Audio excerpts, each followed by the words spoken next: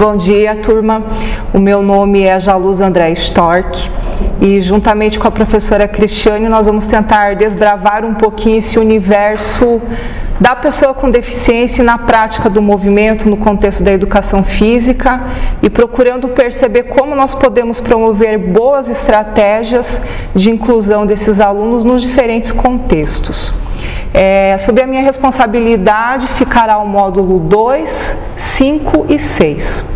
No módulo 2, nós iniciamos comentando um pouco, com um foco mais específico sobre as deficiências, os conceitos que são relacionados.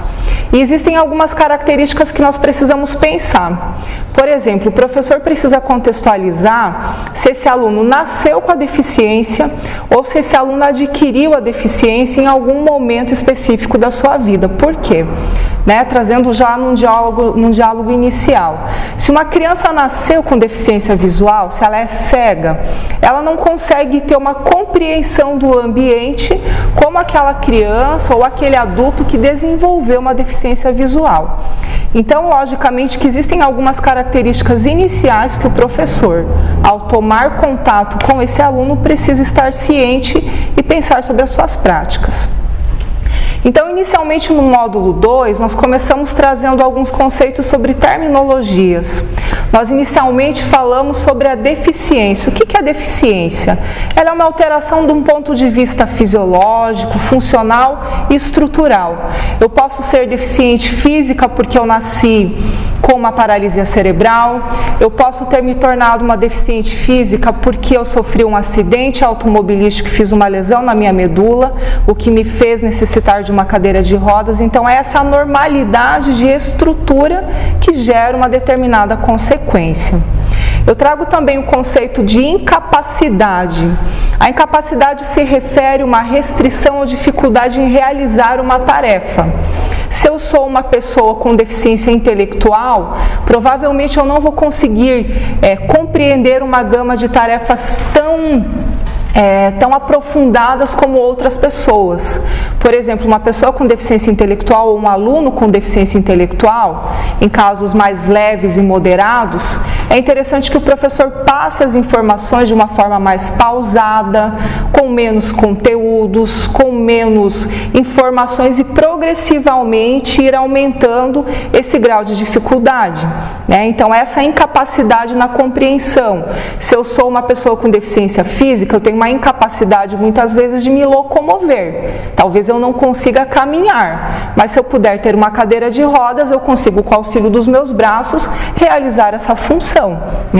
Então, provavelmente numa aula de educação física, tudo que demande um esporte para você correr, para você realizar uma prática com as pernas, eu preciso adaptar essas ações com o uso da minha cadeira de rodas, mas eu posso realizar sem dificuldade alguma. Se eu pensar dentro do termo de desvantagem, é aquilo que limita o meu desempenho, Mas é justamente aí onde o professor entra com a adaptação das suas ações. Então, dentro dos nossos módulos 5 e 6, nós vamos comentar muito sobre a questão da adaptação de algumas estratégias. Por exemplo, eu tenho uma ideia inicial de esporte, mas eu posso adaptar essa tarefa às necessidades do meu aluno. Eu não preciso pensar necessariamente na regra do esporte. Eu posso adaptar o tamanho da quadra, o tempo do esporte, o número de participantes. Muitas vezes, se é uma criança que tem uma dificuldade motora, se é uma bola que rola muito rápido, eu posso adaptar num material com uma bola feita de pano, por exemplo, que é a mais lenta. Uma criança que tem dificuldade de mover as mãos, eu quero trabalhar com o conteúdo do voleibol. A bola de voleibol tem uma trajetória muito rápida. Eu posso trabalhar o voleibol, por exemplo, com balões, uma trajetória mais lenta, mais leve, que eu posso trabalhar todos os fundamentos. Então, são essas modificações no contexto escolar que é importante que o professor tenha ciência. E mesmo que o aluno venha com uma deficiência, tenha uma desvantagem, teoricamente, ela pode ser suprida por outras tarefas. Então, nós inicialmente comentamos que na década de 80, esse foco era muito voltado para a questão do diagnóstico, né? E mesmo se nós formos pensar na questão do próprio diagnóstico, por exemplo, uma criança que nasce com uma paralisia cerebral, não é interessante que o professor taxe essa criança da mesma forma que as demais que apresentam paralisia cerebral. Mesmo porque se eu pensar numa prática de educação física, existem crianças com paralisia cerebral, crianças PCs, que nós chamamos, que ela pode apresentar uma hemiplegia, só uma metade do corpo comprometida. É uma criança que ela pode apresentar uma diplegia, ela vai apresentar comprometimento dos 4 membros, mas os membros superiores funcionam melhor. Ou aquela criança que pode ter uma quadriplegia, são os 4 membros com grande comprometimento. Então, ou seja, o diagnóstico é o mesmo, é paralisia cerebral, mas os comprometimentos e as funcionalidades são diferenciadas. E isso é importante que o professor tenha ciência. Por isso que eu sempre penso que quando o professor vai trabalhar com públicos especiais, é interessante que, num primeiro momento, ele compreenda o que é essa alteração e ter ciência também que ela não sempre repercute nas mesmas alterações para todos os alunos. Por isso que é importante a gente conseguir observar a funcionalidade e a potencialidade que esse aluno apresenta e não simplesmente taxar, ele tem deficiência física, ele é PC, por exemplo, então sempre vai ser da mesma forma. Isso não é verdade. Quando nós pensamos num paradigma mais atual, e logicamente que esse é um grande embate e não é uma realidade ainda presente em muitas instituições, mas nós pensamos que a escola também precisa estar preparada, os professores precisam estar adaptados, os currículos precisam ser modificados, todo o contexto escolar precisa ser organizado, desde o porteiro que recebe o meu aluno, desde a cantina quando eu vou receber o meu lanche, desde a acessibilidade nos banheiros, desde a infraestrutura que a escola oferece. E logicamente que além disso nós precisamos pensar em alguns outros contextos. A prática da inclusão ela não acontece só na escola, a inclusão precisa acontecer na família também. Não é raro escutar muitos casos de pais que não superam o trauma de ter um filho com deficiência. Isso eu digo por experiência na minha própria família, que eu tenho um caso de uma filha de uma prima com síndrome de Down. Minha prima muito esclarecida, estudada, mas não superou esse trauma em querer levar essa criança perante a sociedade para permitir que ela pudesse realizar práticas como outras crianças. O simples fato de permitir uma criança com deficiência brincar na rua com outros vizinhos já é uma prática que favorece essa inclusão. Isso precisa vir dentro de casa, dentro da escola e perante a sociedade. Por isso que o fenômeno da inclusão precisa ser tratado como um todo e não por partes. Então esse é o novo paradigma que a partir do ano de 2000 foi tentando se instaurar, tá? Então, como a primeira tarefa desse módulo 2, o que eu peço para vocês terem em mente essa diferenciação de conceitos. O que é uma deficiência, o que é uma incapacidade e o que seria essa questão da funcionalidade que essas crianças precisam desenvolver. E com base nisso, utilizando o documento do CIF. Num posterior momento, nós comentamos um pouco a respeito da classificação das deficiências. E aí, logicamente, que existem uma gama. Nós precisamos compreender que dentro das deficiências nós caracterizamos como deficiência física ou físico-motora, que algumas literaturas acabam trazendo, a deficiência sensorial, que engloba a deficiência visual e auditiva, e as deficiências intelectuais. Quando nós pensamos na deficiência física, o fato de uma pessoa não conseguir movimentar a mão, ou por exemplo, não ter um movimento de pinça, pode ser considerado uma deficiência física. Não entram nas deficiências físicas, por exemplo, o nosso ex-presidente Lula, que teve retirada a função do 5º dedo, porque não impede o movimento e a função da mão em pegar objetos. Então, isso é algo que nós precisamos também considerar durante as nossas práticas.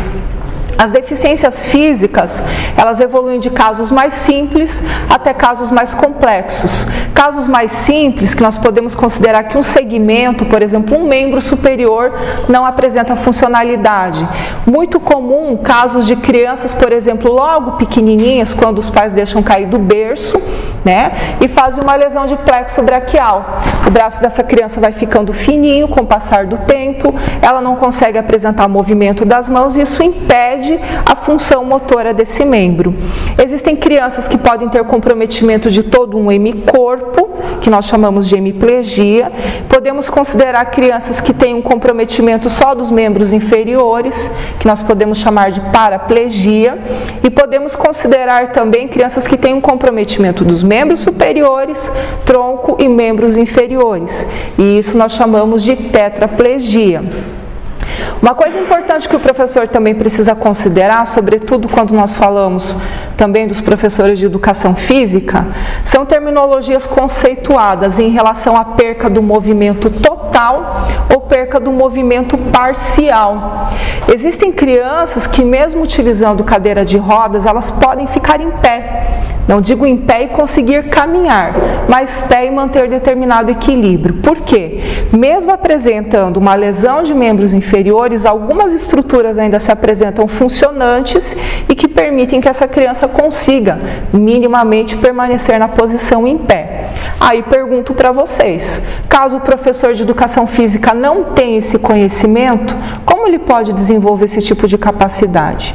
Então é interessante que o professor saiba se o aluno tem sensibilidade, se o aluno tem movimento, se ele faz determinada atividade ou que tarefas que são mais complicadas, para que ele consiga elaborar os seus planos de aula de acordo com a necessidade dessa criança ou desse aluno.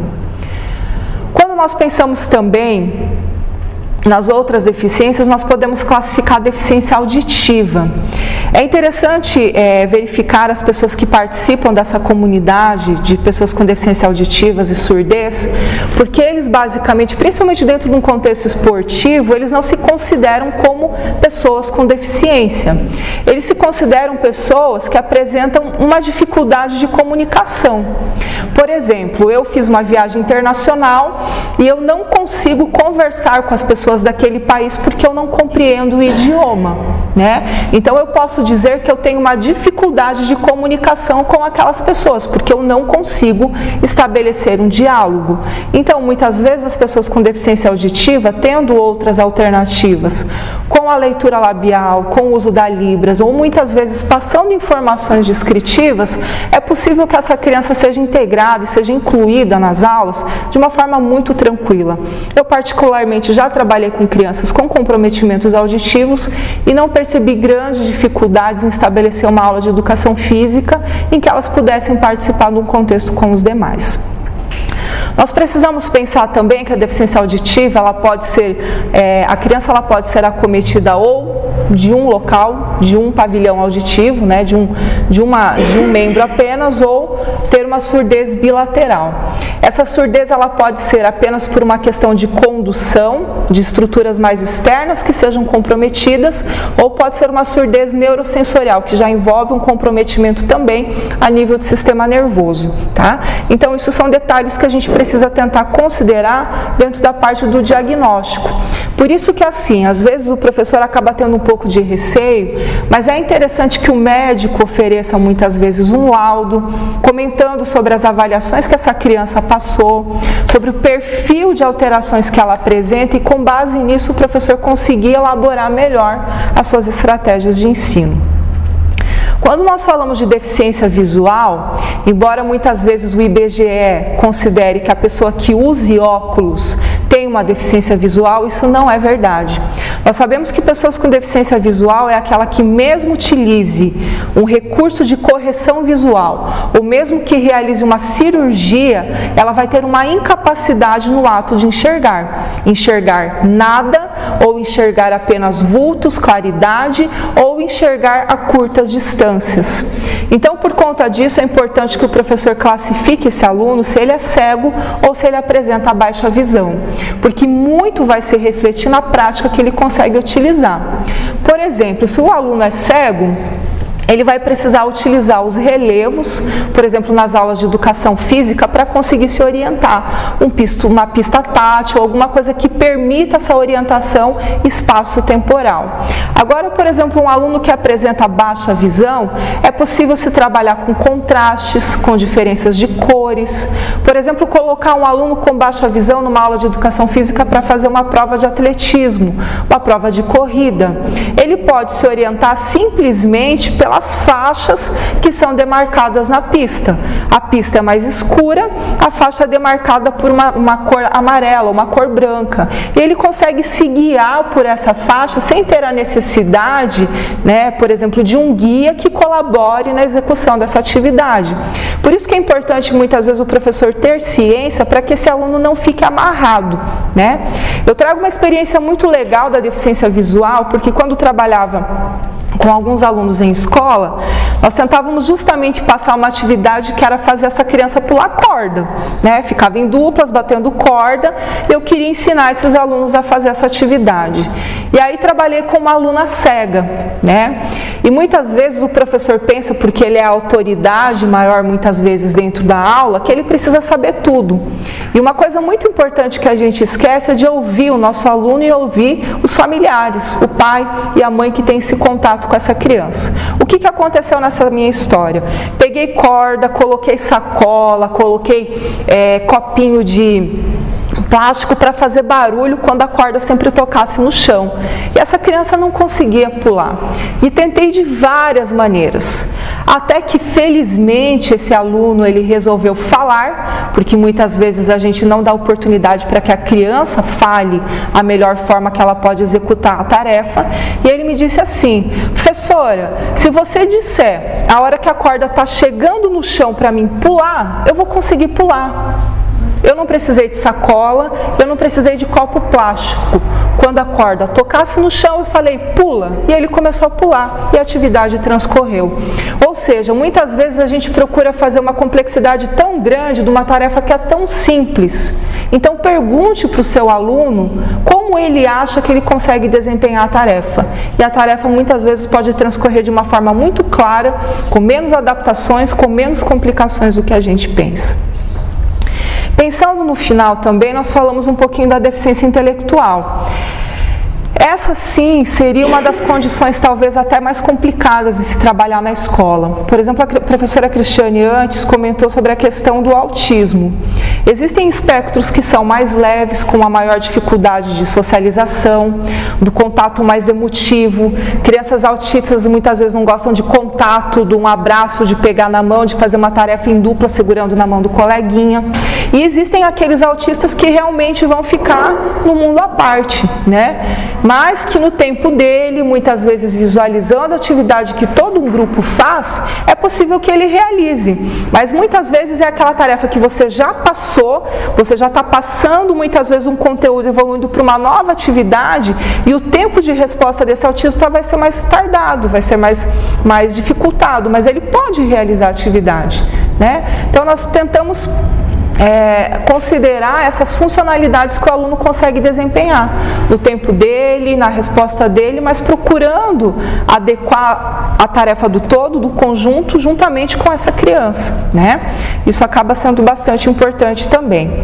Na tarefa 2, então, para a gente conseguir fechar essa fala inicial, nós falamos um pouquinho sobre doenças que eu gostaria que vocês caracterizassem em relação à deficiência e explicassem os impactos que cada deficiência física, sensorial e intelectual acaba apresentando no contexto também das atividades físicas. E ao final nós falamos um pouquinho sobre esse paradigma da integração e da inclusão, entendendo que não é simplesmente considerar o aluno dentro do contexto da sala de aula, mas todo o rearranjo que precisa ser feito, conforme o que a professora Cristiane já comentou antes, em relação a adaptações, a currículos, a materiais, a infraestrutura, ao próprio conhecimento e estudo que o professor precisa realizar, como o que vocês estão realizando agora, para buscar obter informações que sejam mais adequadas à condição desse aluno, tá?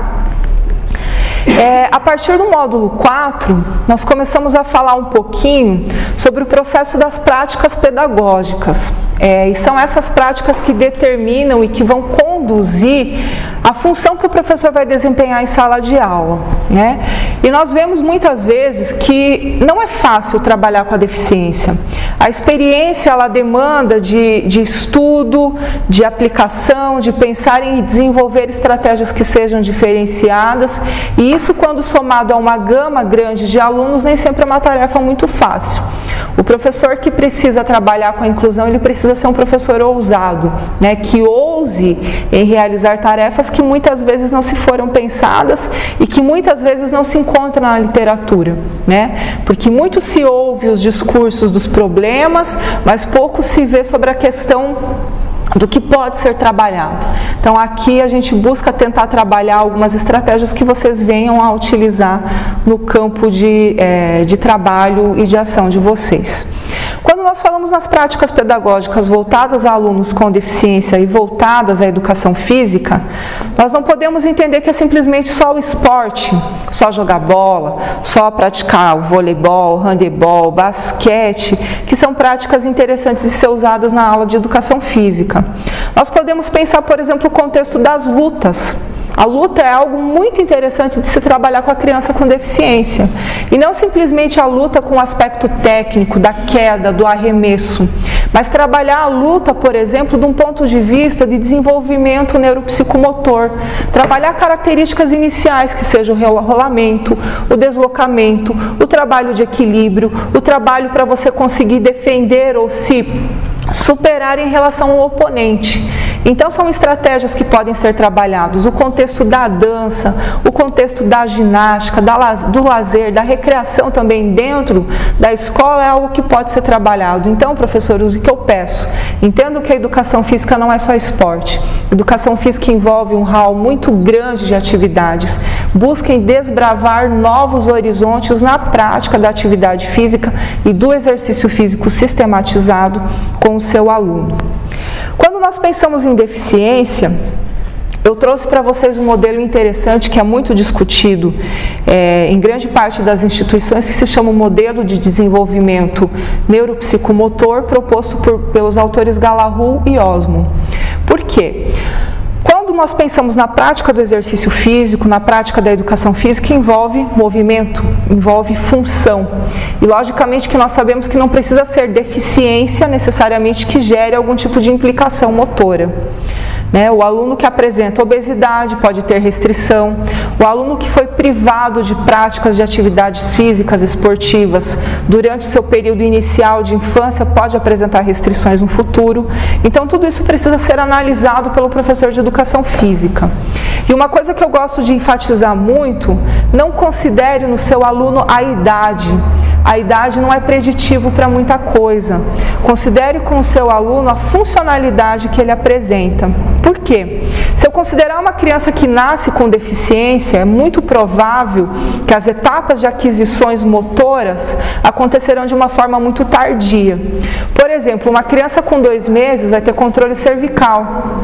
Uma criança com 4 meses, ela deve rolar. Uma criança com 6 meses, ela começa a sentar. Uma criança com 8 a 10 meses, ela começa a engatinhar. De 10, 11 a 12 meses, ela consegue ficar em pé e desenvolver alguns passinhos, né? Então, isso são marcos de desenvolvimento motor baseado no processo de crescimento, de maturação e de desenvolvimento do sistema nervoso central, porém não deve ser uma regra. Com a criança com deficiência, nós não utilizamos esses marcos de idade como preditivos de funções motoras. Então é interessante considerar o que a criança já conseguiu adquirir e o que falta muitas vezes ser trabalhado com ela. E logicamente lembrando que nem sempre todas as funções motoras serão de domínio das crianças com deficiência. Então o que os autores trazem no primeiro momento? A diferenciação de alguns conceitos. O que é crescimento? Crescimento envolve o aumento no número de células, né, e o tamanho dessas células, que nós chamamos um fenômeno de hipertrofia e hiperplasia. Quando eu penso num ponto de vista de maturação, seria o amadurecimento dessas estruturas, o quão elas estão preparadas para conseguir desempenhar uma função. Quando nós pensamos do ponto de vista de desenvolvimento, a gente não trata apenas do desenvolvimento motor, mas nós tratamos também do desenvolvimento relacionado ao contexto social, ao contexto emocional. Então, essa integração do pensamento e do movimento, isso precisa ser bem definido com as crianças, o que leva tempo também. Então é interessante que o professor de educação física não se foque também só nesse aspecto do movimento e do rendimento, mas se foque também nessas habilidades sociais, afetivas, cognitivas que a criança precisa desenvolver. Desenvolver e replicar um gesto simples pela técnica não é a coisa mais interessante, mas que ela consiga desenvolver esse domínio pleno das suas funções e leve todo esse aprendizado para a sua vida. Quando nós falamos no plano de desenvolvimento dos autores Gallagher e Osmond, eles trazem a necessidade de desenvolver 3 tipos específicos de habilidade, que são habilidades estabilizadoras, que garantem o nosso equilíbrio. Por exemplo, se pensar numa criança que faz uso de cadeira de rodas, e eu quero trabalhar uma atividade com deslocamento nas aulas de educação física, será que ela tem um equilíbrio suficiente na cadeira de rodas para que ela possa propulsionar ela e fazer uma atividade em uma velocidade mais rápida? Será que o professor talvez não precisa pensar que ela precisa ser presa, ou precisa muitas vezes colocar algum tipo de almofada para não gerar escara, gerar atrito, porque ela não tem sensibilidade? Então são pontos que o professor precisa pensar. Eu posso trabalhar habilidades que são locomotoras, a corrida, o deslocamento, o salto. Como que uma criança com cadeira de rodas vai saltar? Será que ela consegue? Posso tentar, não é impossível. Eu posso tentar ensinar ela a mover com manobras com escadas, com deslocamentos, mas fazendo uso desse equipamento de disposição, né? Se eu pegar, por exemplo, uma criança com síndrome de Down, a tarefa mais difícil com elas é promover equilíbrio. Pedir para uma criança com síndrome de Down caminhar sobre uma barreira, né, e manter o equilíbrio do pezinho um na frente do outro é uma tarefa quase impossível, mas eu disse quase. Se você buscar tentar com persistência, com rotinas, a gente pode conseguir obter esse tipo de satisfação nas suas atividades. E logicamente também atividades manipulativas, que manipulação não envolve só o movimento das mãos, mas também a destreza de coordenação olho e pé, para que essa criança consiga desempenhar as atividades de uma forma bem satisfatória. Então eu passei para vocês também algumas ideias de como trabalhar algumas questões com imagens sobre equilíbrio estático, equilíbrio dinâmico. Uma coisa que é importante o professor de educação física se atentar, que muitas vezes nós realizamos movimentos em apenas determinados planos, né? Por exemplo, eu só ensino a criança a caminhar para frente, mas muitas vezes eu não ensino essa criança a fazer um deslocamento para trás. Eu não ensino essa criança a se locomover fazendo caminhadas laterais. Eu não ensino muitas vezes essa criança a ter o domínio de rotação do corpo, né? Do equilíbrio sobre um pé e rodar, do equilíbrio sobre 2 pés e rodar. Então são habilidades básicas de movimento que vão interferir em todo o processo de desenvolvimento global. Então é interessante que o professor saia daquela caixinha quadrada e possa desbravar outras formas de trabalho com esses alunos. E isso logicamente entra num contexto que nós chamamos de práticas pedagógicas. Práticas pedagógicas envolvem o professor apresentar uma boa forma de instruir o conteúdo para esse aluno e que logicamente seja algo que motive e dê prazer a essa criança. Por que muitas pessoas não fazem uma musculação, por exemplo? Porque é algo chato, é algo monótono. Eu fico dentro de uma academia, eu caminho sobre uma esteira que não me causa prazer, né? Então, muitas vezes o seu aluno não vai ter um rendimento adequado na sua aula porque não é uma tarefa que oferece prazer. Por isso que é interessante que o professor converse com os alunos, especialmente com o aluno com deficiência, aquilo que ele gosta de realizar e busque adequar suas práticas também para contemplar a satisfação dessas crianças. E aí, logicamente, que entram algumas estratégias de ensino. Como que eu posso ensinar uma criança a realizar uma atividade? A coisa mais difícil é ensinar uma criança cega a se movimentar. Imagine você tendo que ensinar uma criança cega a fazer, por exemplo, um lançamento de dardo dentro de uma aula de educação física. Como ela vai entender todo o posicionamento do corpo para que ela faça o lançamento desse objeto, né? Então, muitas vezes, o que eu posso fazer enquanto estratégias de ensino? Eu posso explicar explicar esse conteúdo para o meu aluno e quem sabe esse aluno cego criar um mapa mental e conseguir realizar essa atividade.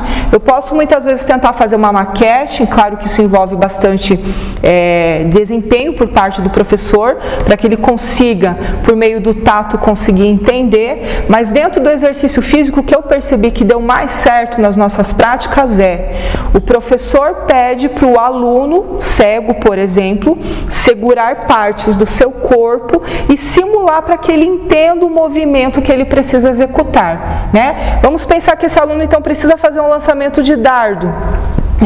Eu peço para o meu aluno cego segurar a minha coluna e segurar o meu braço, entendendo que eu estou com o objeto na minha mão, e ele vai entender o movimento que o corpo precisa executar para realizar essa tarefa, tá? Então as informações, além de verbais, elas precisam ser táteis também. Isso acaba sendo muito importante com o aluno cego. Então eu particularmente encontrei muita dificuldade e percebi que essa estratégia é algo que realmente me ajuda, e ajuda a fazer com que a pessoa crie um esquema mental para que ela consiga compreender as atividades. E com base nisso nós adaptamos então os conteúdos. Por exemplo, eu pego o conteúdo de esporte, um esporte que tem uma regra pré-definida, por exemplo, o futebol. Eu não preciso fazer um futebol numa quadra tão grande, eu preciso fazer um futebol para um cego num espaço de silêncio, com uma quadra reduzida, com menos alunos, com uma bola que me dê qualquer adaptação, como a professora Cristiane falou antes, seja uma sacola, um papel celofane, que quando essa bola rolar, ela vai fazer barulho e o meu aluno vai conseguir compreender em que posição que essa bola se encontra. Eu preciso adaptar esses meus métodos de ensino, como eu falei para vocês, essas minhas estratégias de repassar as informações. Eu preciso pensar também nos conteúdos que a gente pode tentar replicar de uma forma que seja mais facilitada também para essa criança.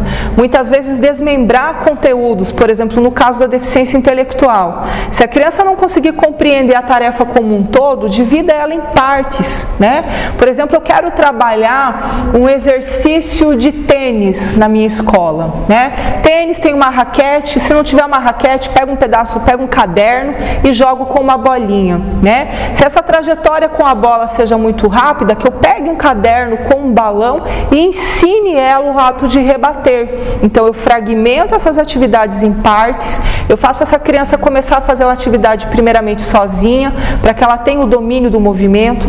A partir disso eu faço uma atividade em duplas, depois eu posso fazer uma atividade coletiva em roda, para que ela possa jogar para outros colegas. Enfim, eu posso modificar muito a regra que foi pré-estabelecida desse esporte, dessa modalidade. Então, por fim, nesse módulo 5, que eu questiono que vocês façam um conteúdo, um plano de aula, pensando nas deficiências, adaptando duas modalidades que são muito conhecidas, que é o futebol e também a natação, para que essas crianças consigam desempenhar uma tarefa que seja mais adequada dentro do ponto de vista de escola. Quando nós vamos evoluindo agora ao final para o nosso último módulo, que é chamado a unidade 6, onde eu explico para vocês um pouco a diferenciação sobre o esporte adaptado e o esporte paralímpico. É interessante quando a gente estuda a história, e eu trouxe alguns slides com informações para vocês, porque muito dos cuidados que se tem hoje, quando nós pensamos em saúde, partiu da história do esporte adaptado. Quem que criou esse esporte adaptado? Um médico neurocirurgião alemão chamado Sr. Ludwig Guttmann, que ele foi convidado a trabalhar na Inglaterra com pessoas que foram mutiladas pela guerra. Porque essas pessoas, quando voltavam para os seus países, elas eram consideradas um entulho, Uma pessoa que só dava prejuízo e que se esperava que a morte chegasse para essas pessoas para não gerar mais prejuízo financeiro para o governo. Então, o que esse Dr. Ludwig Guttmann fez? Foi até um hospital, que é chamado de Stoke Mandeville, a cidade, e, logicamente, que ele começou a propiciar algumas atividades que fizessem com que essas pessoas saíssem do contexto hospitalar, que era um ambiente fechado, escuro, praticamente inóspito e fossem ter contatos com o ambiente externo. Por que eu falei para vocês que muito dos cuidados se tem hoje? Porque noções de infecção, a troca de posição de uma pessoa que fica num leito acamada a cada 2 horas surgiu nessa época. Os cuidados de esterilização, o uso de luvas, uma ventilação de ambiente, surgiu tudo pelo Dr. Gutmann. Então são implicações que nós usamos na nossa realidade.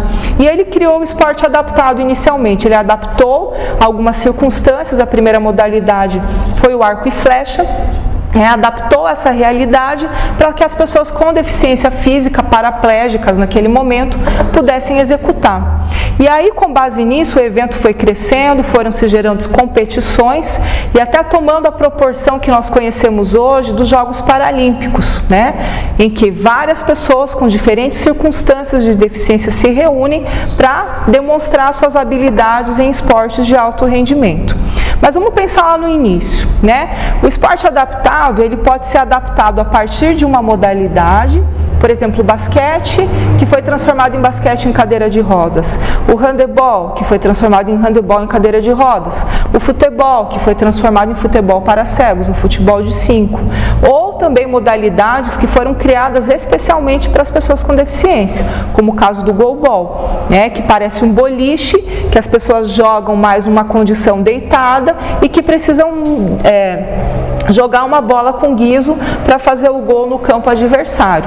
Então são contextos que nós podemos trabalhar dentro da área da educação física, E quando nós pensamos na iniciação do esporte adaptado e paralímpico, é importante que o professor tenha em mente o aspecto da pedagogia, de como conseguir instruir esse aluno.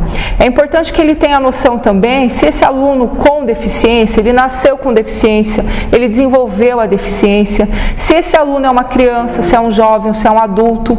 O que nós pegamos ainda como realidade no esporte paralímpico é que existem muitos adultos que teoricamente já passaram de um tempo de prática esportiva e que ainda estão no escalão do alto rendimento. Portanto, o que nós entendemos? Que dentro de um contexto de escola, nós precisamos estimular as crianças com deficiência, como a professora Cristiane disse antes, muitas ainda estão em casa, mas que usem o esporte como uma ferramenta de reabilitação, de integração social e de melhora das suas condições de vida e qualidade de vida.